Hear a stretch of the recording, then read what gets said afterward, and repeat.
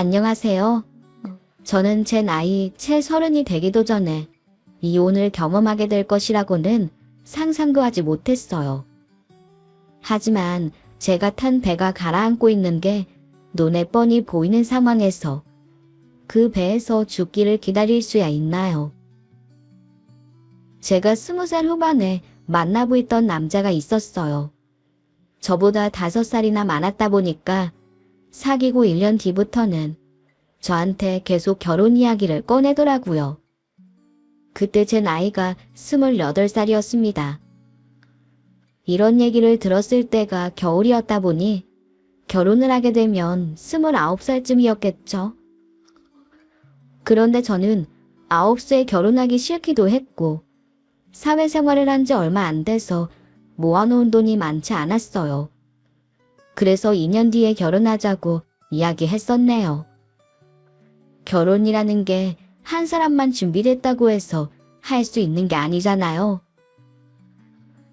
나는 아직 결혼 생각은 없는데 한다고 하더라도 2년 정도 뒤에 하고 싶어.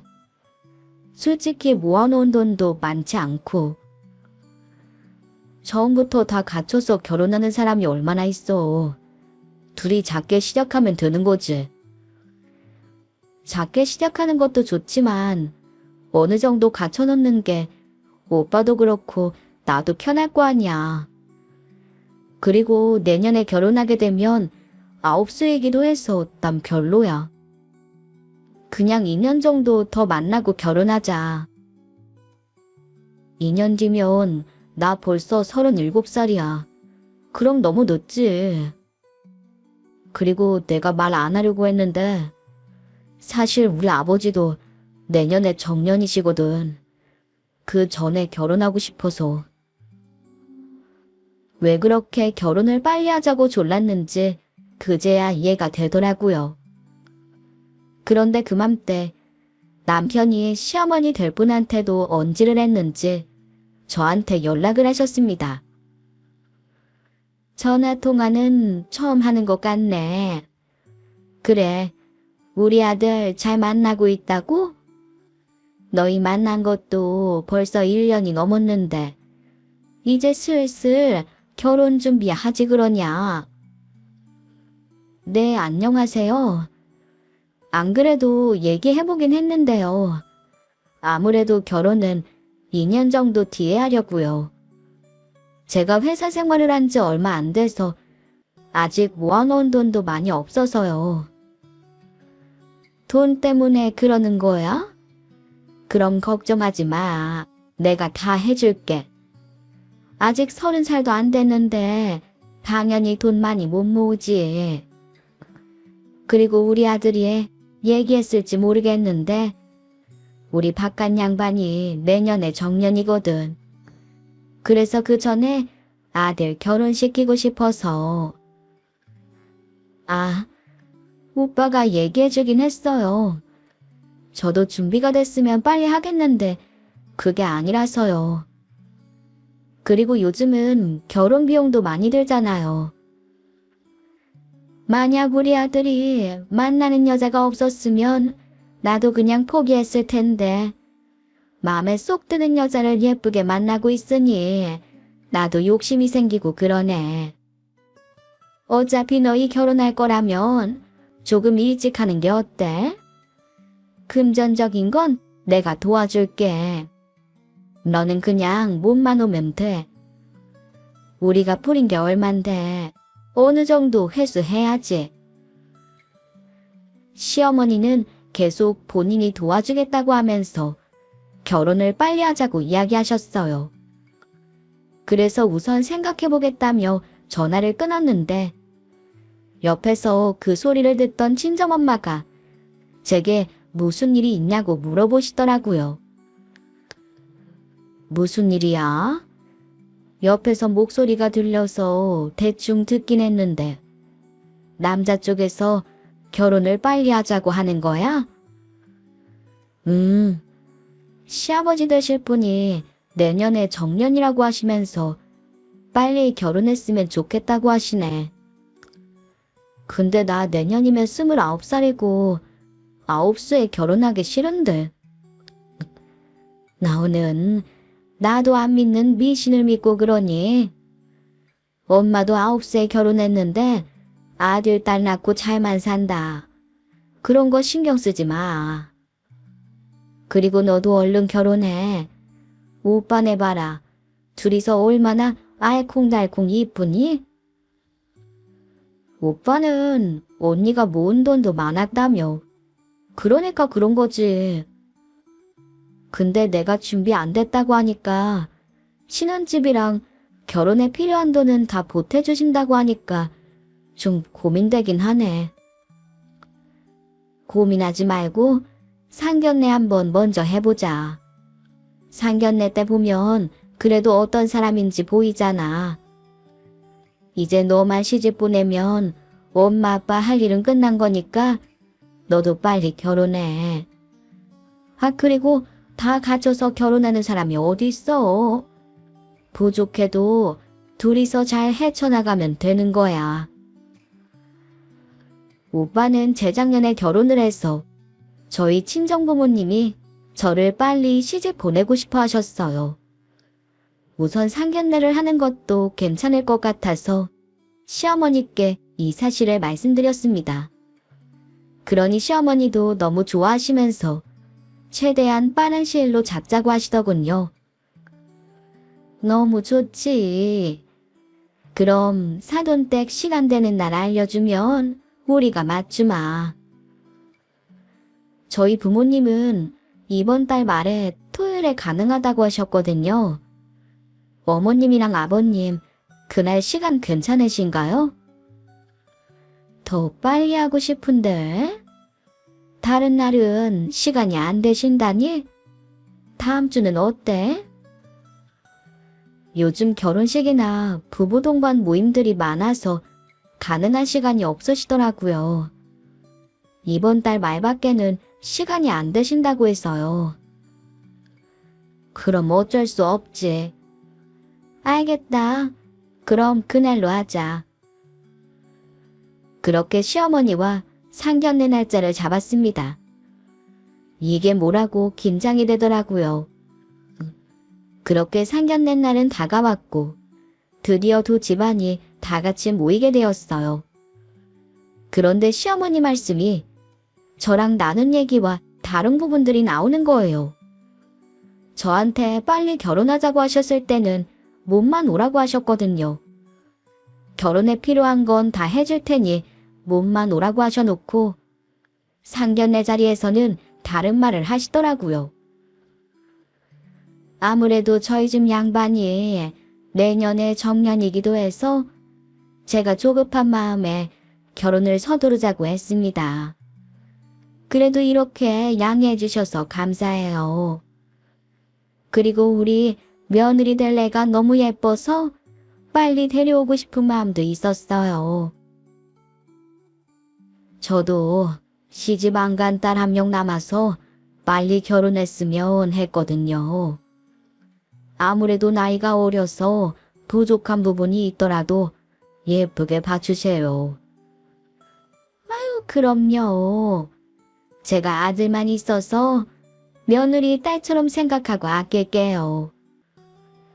그래도 저희가 결혼을 서둘렀다 보니 애들 신혼집은 저희가 하도록 하겠습니다.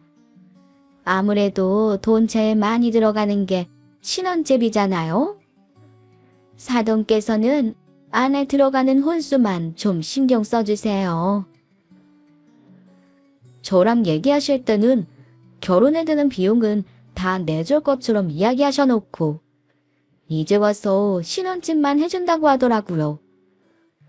하지만 아무래도 집이 제일 비용이 많이 들어가는 건 사실이니 저희 부모님도 알겠다고 하셨네요. 그리고 시어머니가 또 예단 예물에 대한 말을 꺼내셨어요. 예단이나 예물 안 하는 사람도 있긴 한데 전 그래도 어느 정도 하는 게 예의라고 생각해서요. 그래서 저희는 하려고 하는데 사돈 두 분은 어떻게 생각하시나요? 좋습니다. 저희도 귀한 사이가 저희 집에 오는 건데 예의를 갖추는 것도 좋을 것 같네요. 그럼 그렇게 하시죠. 아유, 사돈 되실 분들이 시원시원해서 좋네요. 저희 집안 성격이랑도 잘 맞는 것 같아요. 그렇게 모든 걸 다 해줄 것처럼 말했던 시어머니는 결국 신혼집만 해주셨죠. 그리고 다른 결혼 준비에 필요한 것들은 반반으로 준비했어요.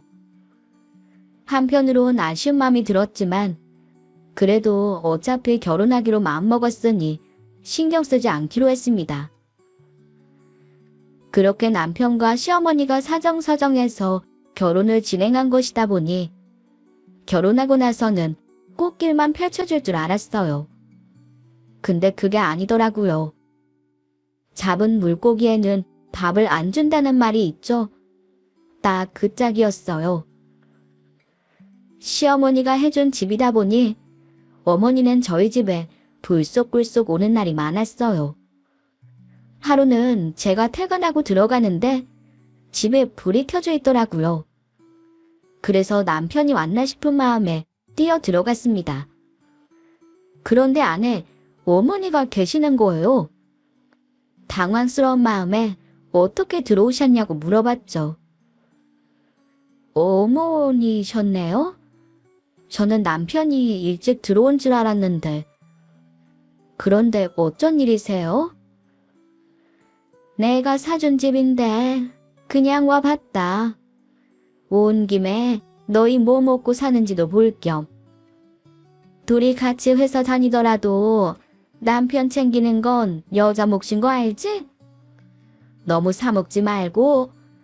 우리 아들은 갓 나온 밥에 반찬 한두 개만 있어도 잘 먹으니까. 시어머니가 저희 신혼집을 해주셨다고 했지만 사실 저희 시어머니 명의였거든요. 그러다 보니 딱히 저희한테 집을 해주신 것 같은 기분도 안 들었는데 이렇게 뜬금없이 올 때가 부지기수였어요. 하루는 저희 집에 오셔서 새로 산 가구를 보시더니 한마디 하시더군요. 예, 이 집이 얼마짜린데 가구 놓는 것 때문에 여기 쓸린 것 좀 봐라. 그리고 화장실에서 샤워하고 나오면 물기를 싹 닦고 나와야 곰팡이가 안 쓸어. 너는 사이 많은 애가 이게 뭐니? 그거 이번에 생긴 거 아니에요. 저희 이사 올 때부터 있었어요. 그리고 저는 친정에서 그렇게 해서 샤워하고 나오는 길에 바닥에 물기도 닦고 나오는데 남편이 자꾸 그냥 나오더라고요. 그러니까 네가 잘 알려줘야지. 이 집이 얼마짜린데. 솔직히 너희 친구 중에 이렇게 집 받은 애들 없지? 다들 나보고 너무 좋은 시어머니 아니냐고 하더라. 그런데 솔직히 제 집이 아니라 얹혀 사는 기분이었어요. 전세로 사는 것보다 더 피곤했습니다. 전세로 살면 집주인이 우리가 이사 갈 때나 이사 왔을 때나 한번 들여다보지 이렇게 수시로 찾아오지 않잖아요. 근데 저희 시어머니는 본인이 집을 사줬다는 이유로 틈만 나면 저희 집에 와서 잔소리를 하거나 이것저것 간섭하고 가시더군요.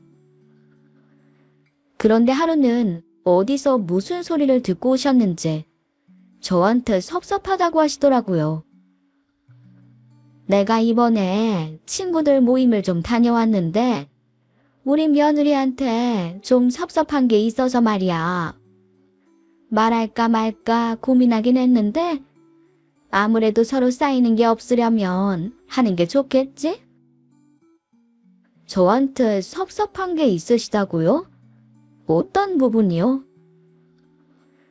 결혼한 지 오랜 시간이 지난 것도 아닌데 벌써 섭섭한 게 있다고 하셔서 당황스러울 수밖에 없었어요.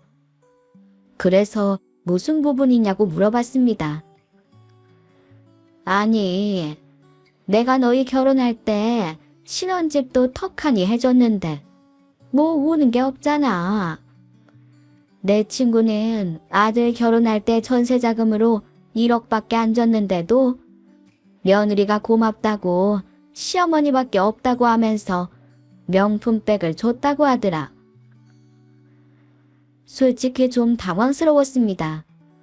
집도 저희가 원하는 위치에 주신 것도 아니고 25평대 아파트고 여러모로 그냥 우리가 대출받아서 했으면 좋았을 거란 생각도 할 정도였거든요. 그래도 집 해주신 게 어디냐는 생각에 감사하고 있었는데 저희가 아무것도 안 챙겨줘서 섭섭하다는 식으로 말씀하셨어요. 아, 저희한테가 아니죠. 저한테요.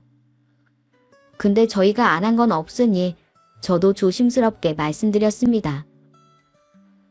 그래서 제가 혼수도 다 해오고 예물이랑 예단도 해드렸잖아요.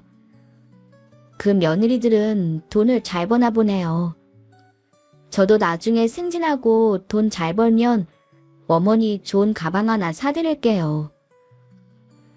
걔는 심지어 일도 안 하는 애라고 하더라. 근데 예물 안 받고 시어머니한테 선물해줬다는데.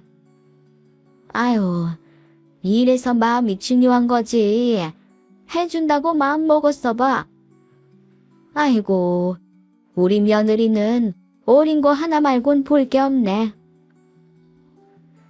내가 결혼하자고 조른 것도 아니고 시아버지 정년 때문에 그렇게 빨리 결혼하자고 하더니 이제 와서는 아무것도 없는 며느리 취급하니 기분이 나빴어요.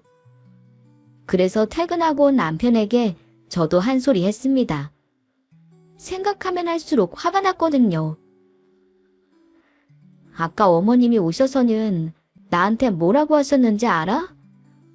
다른 집 며느리는 집값 1억 보태줬더니 명품백을 가져다 줬는데 나는 뭐 없냐고 하시더라. 아니, 내가 결혼 빨리 하자고 했어?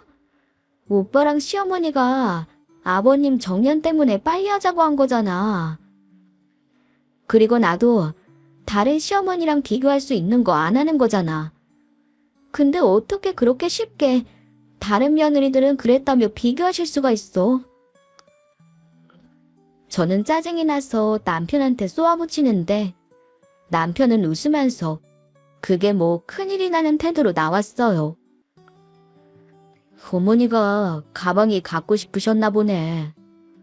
그럼 너도 그냥 웃으면서 아, 제가 몰랐네요. 하나 사드릴게요. 하면 되는 거지. 뭘 그렇게 화를 내고 앉아있어. 내가 그걸 왜 사드려? 내가 정말 못 많았어? 아니잖아. 그리고 이 집도 우리가 원한 것도 아니고 그리고 30평대도 아니고 25평으로 생색내는 게 말이 돼? 이 정도면 우리도 어느 정도 대출 껴서 살 수 있는 집이야. 솔직히 내가 말은 안 했지만 여기로 신혼집 잡아주시는 바람에 나는 회사에서 더 멀어졌어.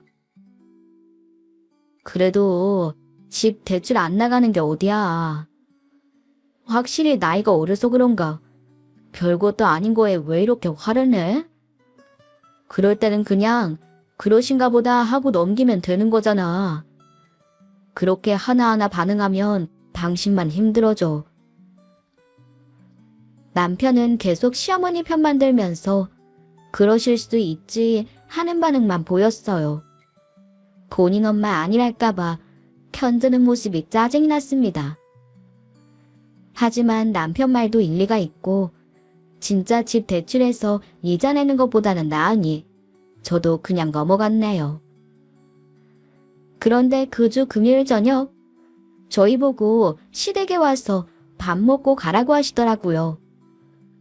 어차피 집에 먹을 것도 없고 겸사겸사 시어머니 댁에 가서 밥 먹고 와야겠다는 생각에 남편이랑 갔습니다.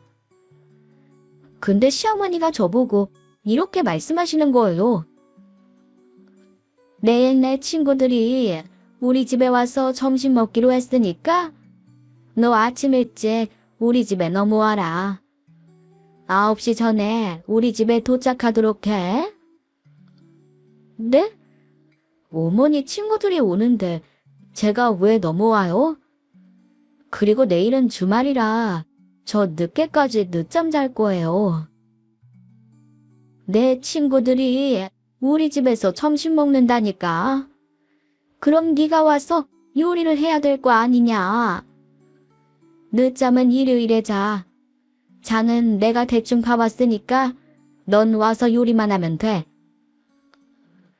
어머니, 저 요리 잘 못해요. 차라리 밖에서 드시고 오셔서 집에서 찾으시는 건 어떠세요? 제가 빵 같은 거 사가지고 올게요. 벌써 우리 집에서 점심 먹기로 다 얘기해 놨으니까 잔말 말고 내일 아침 일찍 넘어올 생각해. 그리고 이 밥상도 얼른 치워라. 그래야 얼른 넘어가서 일찍 자고 내일 아침에 우리 집 오지.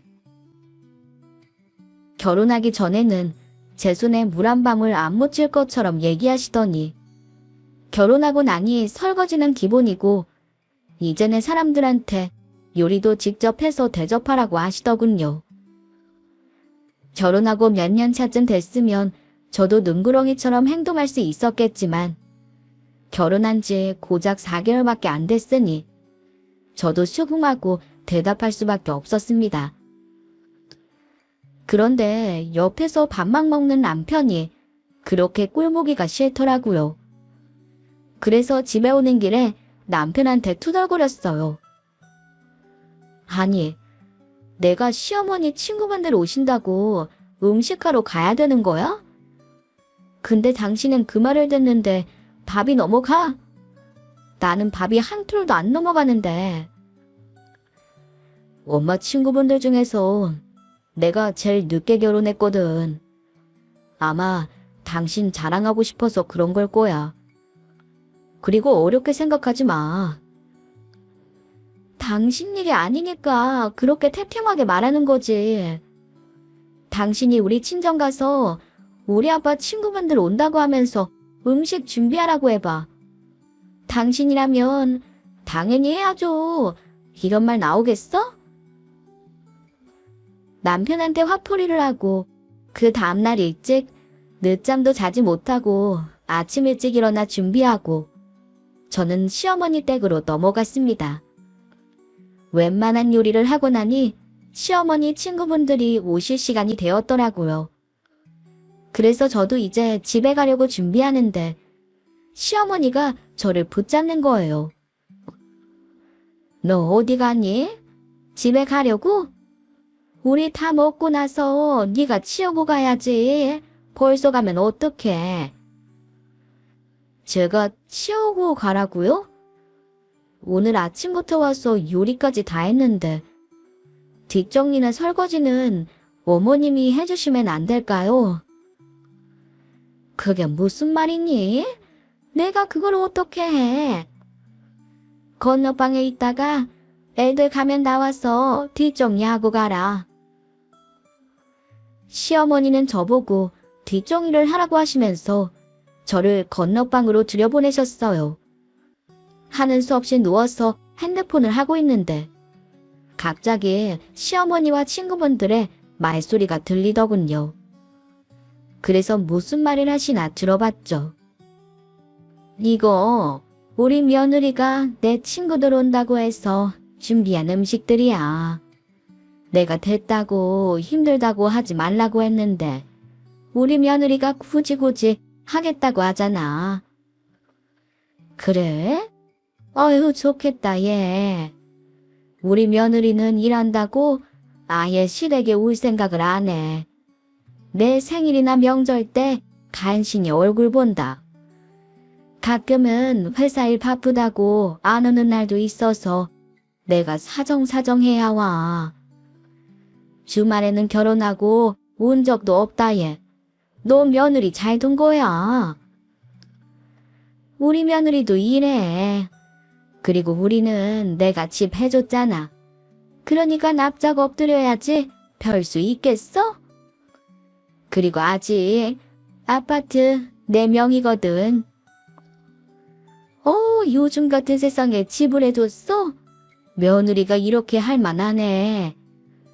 그래도 그거 받고 나 몰라라 하는 며느리들도 많은데 며느린 잘 들였네. 근데 요즘 대출 금리 오른 거 봤지? 며느리가 시어머니를 업고 다녀야겠네. 그리고 아파트 명의도 괜히 일찍 넘겨줄 필요 없어. 그냥 세금 때문에 너 명의로 갖고 있는다고 하면 돼. 나도 일찍 틀 생각 없어. 어떻게 하나 보고 주든지 해야지. 마음에 안 들면 그냥 팔아버릴 거야. 시어머니와 시어머니 친구분들끼리 저를 안조거리 삼아서 낄낄거리면서 웃는데 너무 기분이 나빴어요. 그런데 거기에서 제가 문을 벌컥 열고 뭐라고 말씀드릴 수는 없잖아요. 그렇게 시어머니 친구분들이 가시고 어머니가 절 부르셨습니다.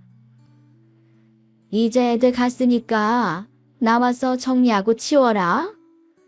나는 오랜만에 애들이랑 놀아서 그런지 좀 피곤해서 한숨 자야겠다. 어머님, 저 혼자 저걸 다 해요? 어머님이 도와주시면 일찍 끝날 것 같은데. 저게 뭐가 많다고 같이 해. 천천히 하고 가라. 나는 한숨 잔다. 이따 가기 전에 밥 좀 올려놓고 가고. 시어머니는 저한테 뒷정리를 맡기시고는 안방에 들어가셨습니다. 결국 저는 혼자서 뒷정리까지 하고 집에 오게 됐죠. 정말 삭신이 안 쏘시는 곳이 없더라고요. 그래도 쉬는 날인데 늦잠도 못 자고 아침부터 요리를 했으니 너무 힘들었어요. 집에 가자마자 쉬어야지라는 생각으로 집에 달려갔습니다. 그렇게 집에 왔는데 남편이 집안일은 하나도 안 해놓고 TV를 켜놓은 상태로 소파에서 자고 있더군요. 어찌나 화가 나는지 남편한테 소리를 꽥 질러버렸습니다. 지금 잠이 오니?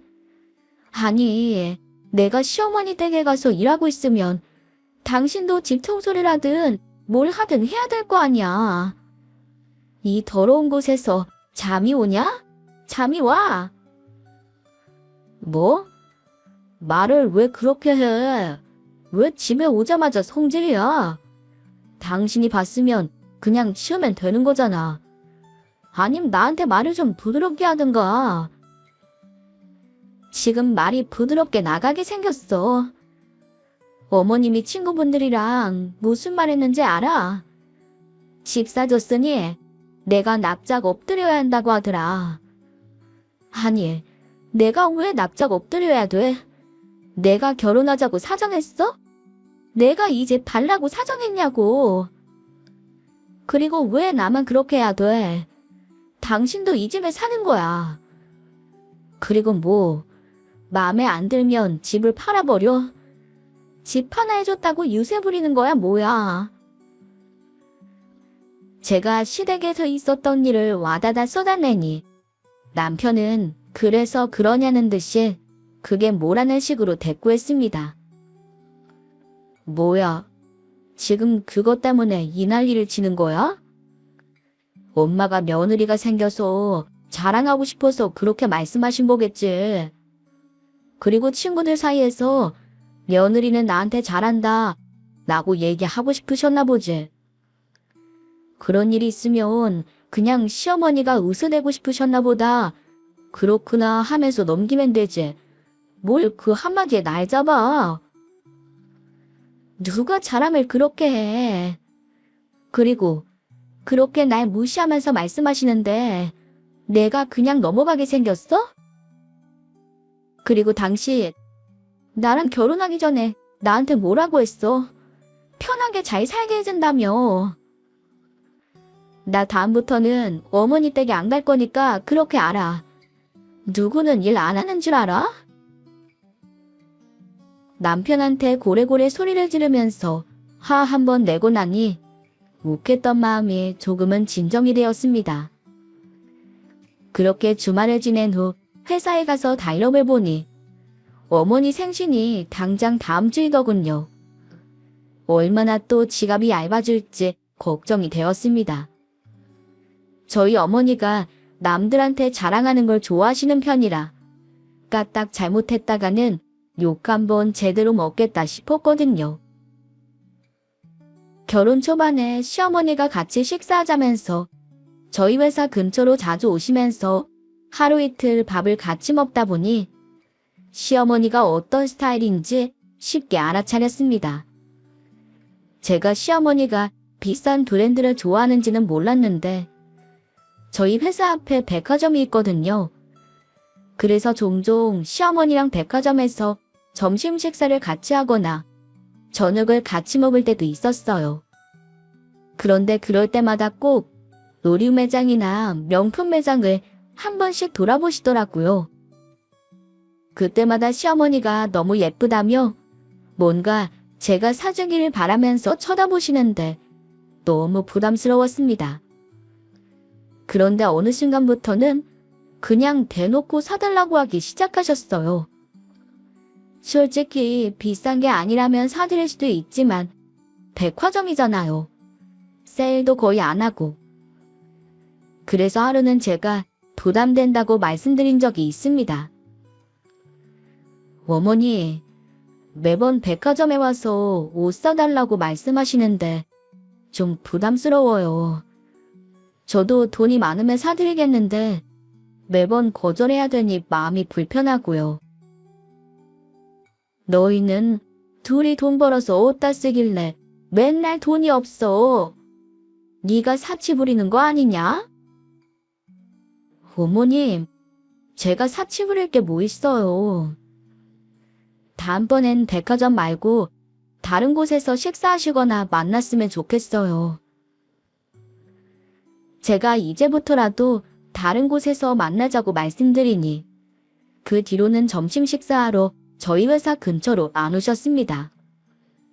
그런데 이번에 시어머니 댁에서 음식한 지 얼마 지나지도 않았는데 또 시댁 행사가 있으니 머리가 지끈거리더라고요. 어떻게 해야 되나 고민을 하면서 퇴근하고 있는데 시어머니한테 연락이 왔어요. 이번 주 주말에 내 생일인 거 알지? 시부모 첫 생일에는 며느리가 직접 생일상 차려줘야 되는 거야. 기대하마? 어머님, 저 저번 주에 어머니 친구분들한테 음식 대접해 드렸잖아요. 제가 솔직히 요리를 잘하는 것도 아니고 또 바로 요리해서 진수성찬 차려내기에 좀 부담이 돼서요. 그냥 근처 분위기 좋고 맛있는 식당 예약해 놓을게요. 어머님 생신인데 맛있는 거 드셔야죠. 제가 요리 실력이 좀 늘면 그때 생신상 맛있게 차려드릴게요. 요리는 자주 해야 되는 거야. 아, 그럼 나 생일 선물 사줘. 내가 저번에 백화점에 가서 받은 게 하나 있거든. 그거 생일 선물로 사주면 되겠다. 내일 알려줄 테니 생일날 사가지고 와. 명품 가방도 가격이 천차만별이잖아요. 하지만 우선 시어머니가 알려주신 정보대로 백화점을 방문했습니다. 그런데 가격이 260만 원이더라고요. 그래서 제가 그 자리에서 시어머니한테 전화를 했죠. 어머님, 이 가방 가격이 200만 원이 넘는데요? 이렇게 비싼 걸 어떻게 사드려요? 다른 거 알려주시면 다른 거 사갈게요. 아니, 너는 생신상도 안 차린다. 내가 갖고 싶은 선물도 안 사준다. 대체 뭘 어쩌겠다는 거야? 그럼 나한테 물어보질 말던가? 생일 선물 사달라고 했을 때 너도 동의한 거였잖아. 그리고 넌 시어머니 명품 가방 하나 사주는 게 그렇게 아깝니? 어머니, 가방 가격이 거의 300만 원 돈이에요. 솔직히 끽해봐야 100만 원 생각했는데 제 월급 되는 가방을 어떻게 톡하고 사드려요. 그러니까 네가 나한테 예쁨을 못 받는 거야. 나는 사오라고 했으니까 카드로 할부를 하든 뭘 하든 알아서 사와. 억지 부리는 시어머니 태도에 기가 막혔지만 우선 이 상황을 남편한테 전달했습니다. 여보, 어머님이 생신 선물로 사달라는 가방 봤는데 가격이 260만 원이라 안 된다고 말씀드렸더니 막무가내로 어떻게든 사오래. 결혼하고 첫 생신이니까 무리 되더라도 해드리는 건 어때? 당신이 생신상 안 차린다고 해서 생일 선물 사달라고 한 거잖아. 그래도 어떡해. 내 월급이 되는 돈을 한 번에 지출해. 부담스러운데. 일단 생일 선물 해드리기로 했으니까 이번 한 번만 사드리고 다음부턴 그냥 용돈으로 드리자. 물건 사드린다고 하면 이렇게 터무니없이 비싼 금액 말씀하실 수도 있잖아. 다음에는 그냥 봉투에 30만 원이나 50만 원 넣어드리자. 그렇게 저랑 남편은 다시 백화점으로 갔습니다. 그런데 가방이 팔리고 없더라고요. 그래서 속으로 다행이다라고 생각했어요. 그래서 시어머니한테 이 사실을 말씀드렸죠. 어머님, 가방 사러 다시 왔는데요. 가방이 다 팔리고 없네요. 저는 가방이 없다는 사실을 알게 되셨으면 당연히 포기하시거나 그냥 다른 저렴한 가방을 말씀하실 줄 알았거든요. 근데 그게 아니었습니다. 그거 봐라. 그게 얼마나 인기 있는 건데. 보였을 때 당장 샀어야 되는데. 그럼 어쩔 수 없지. 비슷한 걸로 다른 브랜드 가방 사야겠네. 그렇게 시어머니가 알려주시는 다른 브랜드 가방을 보러 갔는데 이건 가격이 무려 600만 원이 넘는 겁니다. 아니, 260만 원도 비싸다고 말씀드렸는데 600만 원짜리 가방 사달라고 하는 게 말이 돼? 어떻게 이걸 사달라고 하실 수가 있어. 어머님한테 당장 전화해봐야겠어. 시어머니한테 다시 전화를 걸어서 이건 600만 원이라 못 사드린다고 말씀드렸습니다. 어머님, 저희가 260만 원도 비싸서 못 사드린다고 말씀드렸는데 어떻게 600만 원짜리 가방을 사달라고 하실 수 있어요. 제 2달 월급도 넘는 돈을 어떻게 어머님 생신 선물 사는데 써요. 너무하신 거 아니에요? 내가 너희 살집까지 다 해줬는데 고작 600짜리 하나 못 해줘? 그럼 내 자동차 바꿔줄래? 다른 사람들은 집 해주고 차 받았다더라. 그럼 너희도 알아서 600만 원짜리 가방 하나 사줄 수 있는 거 아니야? 시어머니는 본인이 무리한 요구를 하는 게 아니라고 생각하셨습니다. 저는 기가 차서 속에서 천불이 끓어오르는데 옆에서 남편이 뭐라고 했는지 아세요? 그러게, 그냥 260만 원짜리 사드리지 그랬어. 안 그랬으면 이럴 일도 없잖아. 뭐? 250만 원도 넘는 걸 어떻게 턱턱 사드려. 난 못해. 그리고 이제는 600만 원짜리 가방 사달라는 게 말이 돼? 당신이 그렇게 행동하니까 엄마가 당신을 안 예뻐하는 거야. 예쁜 짓을 해야 예뻐하지. 집에 오는 길 내내 남편과 싸웠습니다. 그리고 결국 시어머니 생신날에는 가지 않았어요. 당연히 예약한 식당도 다 취소해버렸고 대신 친정에 가서 이 상황을 엄마한테 털어놨습니다. 그러니 엄마가 해결책을 제시해주더라고요. 그럼 그냥 문제되는 걸 받고 집이 제일 문제네. 집 해줬다고 유세 부리는 거잖아. 엄마, 무슨 가구 바꾸는 것도 아니고 어떻게 집을 바꿔. 이사하려면 비용도 만만치 않을 텐데 갑자기 그 큰돈을 어디서 마련해. 하지만 엄마의 말을 들어보니 진짜 집을 그냥 이사해버릴까 라는 생각이 들었습니다. 그런데 시어머니 생신날 일주일 뒤 갑자기 시어머니가 저희 집에 찾아오셨어요. 현관문을 열자마자 갑자기 저한테 고래고래 소리를 지르면서 호통을 치시더군요. 너, 내가 이 집 팔아버렸어. 이거 어차피 내 명의였던 거 알지? 내가 아무리 생각해도 네가 가정교육을 덜 받아서 그런 것 같아. 이참에 우리랑 합가해서 너 교육 좀 받자. 네? 제가 교육이요? 어떤... 네가 나 알기를 얼마나 우습게 알았으면 내 생일날 얼굴도 비추질 않어? 너 염치가 없는 거니? 양심은 있는 거야. 신혼집까지 해준 거 받아먹었으면 고마워서라도 눈치껏 잘해야지. 매번 내가 하나하나 가르쳐야 되는 거니. 어머님이 처음부터 무리한 요구 하셨잖아요. 260만 원짜리 가방 사달라고 하시고 그 뒤로는 600만 원짜리 요구하시고 저희 형편 뻔히 아시면서 어떻게 그런 욕을 하실 수 있어요. 내가 친구들한테 물어보니까 너같이 싹소 노란 며느리가 없더라. 그래서 내가 이 집 팔아버렸어. 얼른 짐 정리해서 우리 집으로 넘어와. 내가 옆에 끼고 가르쳐야겠어. 그리고 넌 어디 시어머니가 왔는데 들어오란 소리도 없이 현관문 찔끔 열어놓고 얘기할 수가 있니?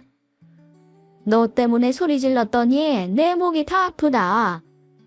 물이나 좀 떠와라. 그렇게 시어머니가 현관문을 활짝 열며 들어오셨습니다.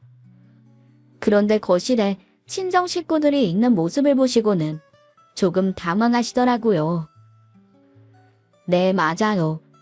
그때 저희 집에는 친정 식구들이 와서 신혼집에 대해 이야기를 나누고 있었고 어머님은 현관문을 열자마자 난리를 치신 거예요. 아니, 사돈이 이 시간에 여길 왜 오셨어요? 우리 딸이 어떻게 사나 볼 겸 집 상태도 보고 싶어서 이렇게 왔습니다. 근데 아주 문제가 많은 집이라고 하더라고요. 네? 뭐가 문제가 많다는 거예요? 이게 얼마짜리 집인 줄 알고. 아까 우리가 말한 대로 이사 갈 준비 단단히 하고 너희 부부 새로 옮길 집 알아보자. 친정아버지 입에서 저희가 이사 갈 집에 대해 말이 나오니 시어머니가 다시 입을 열었습니다. 이게 무슨 소리예요, 사돈? 갑자기 애들 이사라뇨. 멀쩡히 잘 살고 있는 애들을 어디로 이사시키시려고요? 사돈께선 지금 이게 멀쩡히 잘 살고 있는 것처럼 보입니까? 염치도 없고 양심도 없이 산다면서요.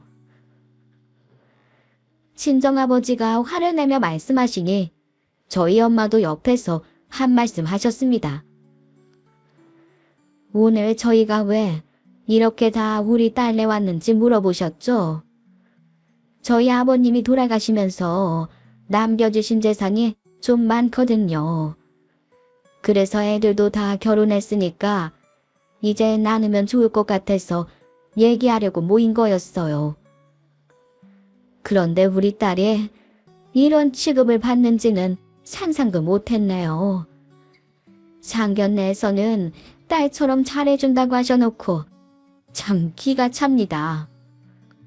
그리고 신혼집이라고 20평대 해줬으면서 이깟집으로 우리 딸을 쥐어짰어요.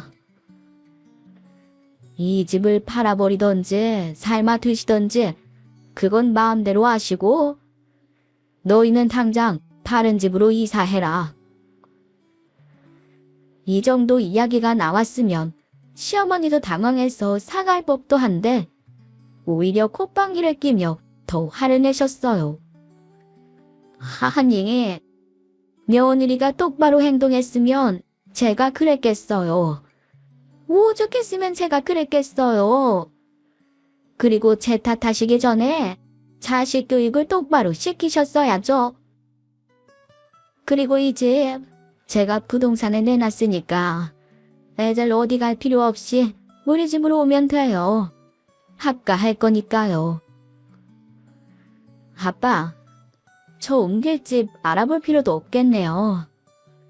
어머니, 이 집 내놨다고요? 잘하셨어요.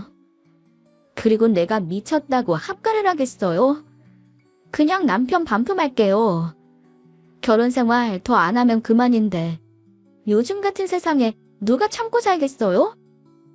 나도 남편처럼 돈 버는데 내가 뭐가 아쉬워서 참아. 시어머니한테 한마디 하고 제 짐 챙겨서 나가는데 시어머니가 뒤에서 한 소리 하시더라고요. 너 지금 친정집 가서 훌쩍이며 지내려고? 그럼 내가 아이고 며느님 내가 잘못했어요. 이럴 줄 알아? 어머님이 잘못했다고 싹싹 비셔도 저 용서할 마음 없어요. 그리고 저 변호사 만나러 가요. 위자료 싹 다 받아낼 테니까 단단히 각오하세요, 아줌마. 그렇게 시어머니가 난리를 치니 그 신혼집 꼴도 보기 싫어졌습니다. 그래서 다시 갈 생각도 없으니 간단하게 쌌던 짐을 풀고 제 짐을 싹 다 챙겨서 나왔네요. 그리고 친정에 있는데 그날 저녁 남편이 저희 친정집에 와서는 저한테 윽박을 지르더라고요. 네가 지금 처갓댁에 있는 게 말이 돼. 당장 집에 들어와서 엄마한테 사과드려. 너 어른들 앞에서 이혼 어쩌고 난리 쳤다며. 엄마 말이 맞았네. 너는 전혀 예의가 없다. 너 우선 우리 엄마한테 전화해서 잘못했다고 싹싹 빌어. 그럼 내가 용서해 줄 테니까. 이게 마지막 기회야. 마지막 기회라고? 나 그딴 기회 필요 없어. 내가 예의가 없으면 시어머니는 도대체 뭐야.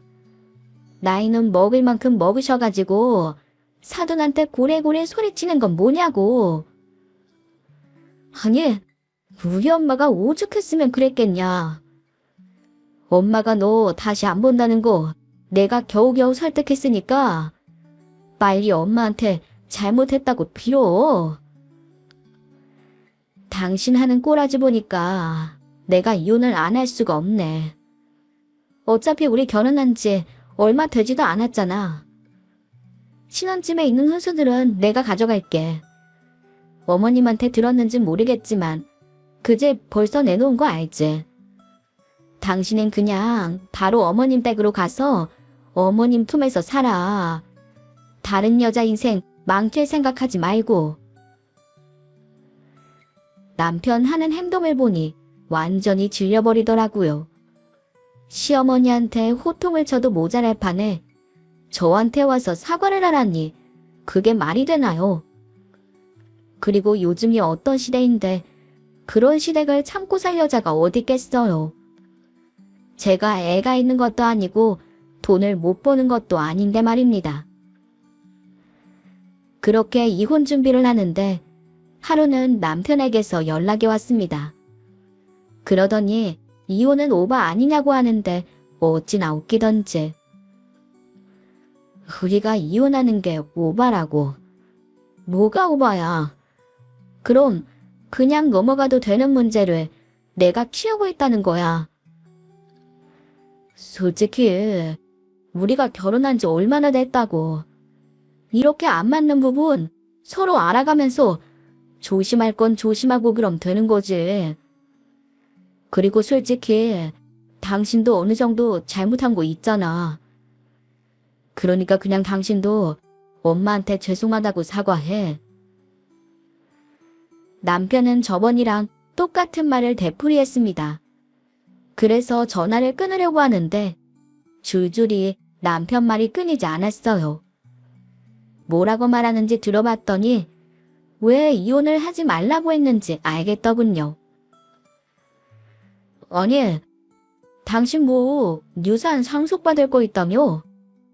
그거 받는 걸로 엄마 명품백 하나 사서 죄송하다고 말씀드리면 엄마도 못 이기는 척 받아치실 거야. 이제 와서 이혼이 오바다. 이딴 소리를 왜 하나 했더니 니네 엄마한테 나 유산 받는다는 소리 들었니? 너랑 이렇게 끝을 본 사이에서 내가 그 돈을 니네 엄마한테 쓰겠어? 정신 차려. 말도 안 되는 소리 하고 있어. 그래서 지금 진짜 이혼을 하겠다고. 이혼하면 여자만 손해야. 그러니까 잔말 말고 내가 용서해준다고 할 때 행동 똑바로 해.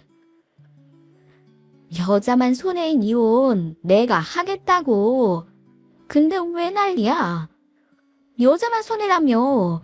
그럼 넌 손해볼 거 없는 거잖아.